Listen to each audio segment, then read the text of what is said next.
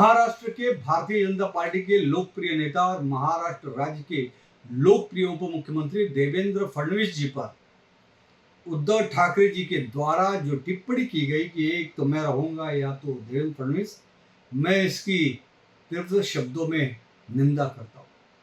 और मैं उद्धव ठाकरे जी से ये कहता हूं कि उद्धव ठाकरे जी, क्या वो आप पुराने दिन भूल गए जब आप देवेंद्र फडणवीस जी के साथ इस महाराष्ट्र में महायुति की सरकार चला रहे थे। 32 साल की जो पवित्र गठबंधन था, महायुति था भाजपा शिवसेना के, उन पुराने दिनों को याद करिए। देवेंद्र फडणवीस ने इस महाराष्ट्र के अंदर, जबकि आप अपने आप को हमेशा बड़ा भाई कहते थे, तब देवेंद्र फडणवीस ने दिखा दिया कि बड़ा भाई कौन है। और इसी महाराष्ट्र में उन्होंने भारतीय जनता पार्टी को महाराष्ट्र की एक नंबर की पार्टी बनाई और वो सर्वोच्च नेता बने, मुख्यमंत्री बने, अपने प्रतिभा के दम पे, अपने कौशल्य के दम पर, अपने रणनीति के दम पर, अपने चाणक्य रणनीति के दम पर।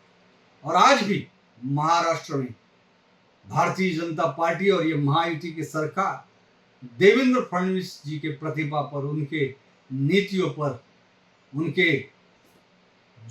उनकी प्रखर राष्ट्रवादी विचारधारा है, उस पर ये सतत कार्य कर रही है। और आज भी हम सभी जैसे करोड़ों लोगों का नेतृत्व लोकप्रिय उप मुख्यमंत्री आदरणीय देवेंद्र फडणवीस कर रहे हैं। और देवेंद्र फडणवीस के बारे में इस तरह की अनाप शनाप बात करना, उद्धव जी, आपको शोभा नहीं देता है। आप जब देखो तब देवेंद्र जी पर टिप्पणी करते हैं, लेकिन वो टिप्पणियां करने के पहले जब कोई भी आप उंगली करते हैं देवेंद्र जी की तरफ, तो आप पहले ये देखिए, आप एक उंगली तो देवेंद्र जी की तरफ करते हैं, लेकिन 3 उंगली आपकी तरफ रहती है। क्योंकि आज जो हालात शिवसेना की आपने बना दी है, आपने तो हिंदू हृदय सम्राट बाला साहब ठाकरे के विचारधारा का अपमान किया है। आज हिंदू हृदय सम्राट बाला साहब ठाकरे जी ऊपर से देख रहे होंगे तो वो कितना दुखी होंगे कि आज उनकी विचारधारा, हिंदुत्व की विचारधारा को छोड़कर आप कांग्रेस की गोद में जाके बैठ गए हैं।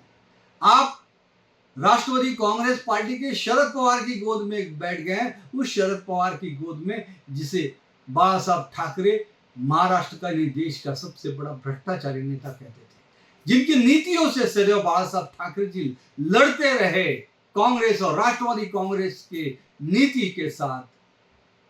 मुंबई के वो दंगे आज तक कोई भूला नहीं है, किनके कारण वो दंगे हुए थे, जिनके कारण वो दंगे हुए थे उनके साथ आप बैठे।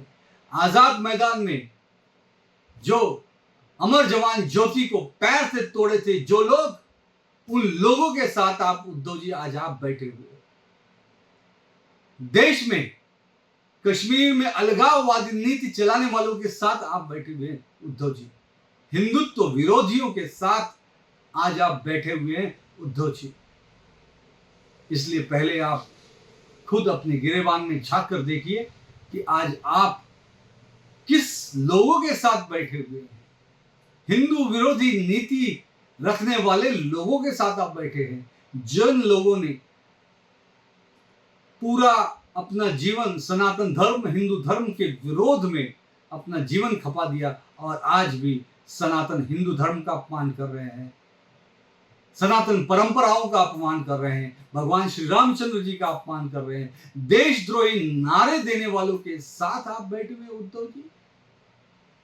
पहले आपको स्वयं इस पर आत्ममंथन करना चाहिए।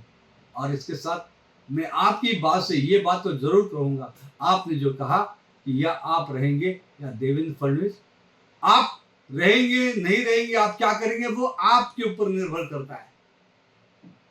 क्योंकि आपने तो हिंदू हृदय सम्राट बाला साहब ठाकरे जी की विचारधारा को ही तिलांजलि दे दी, हिंदुत्व को ही छोड़ दिया, महाराष्ट्र हित को ही छोड़ दिया, महाराष्ट्र द्रोही हिंदू द्रोहियों के साथ आप बैठे हुए हैं।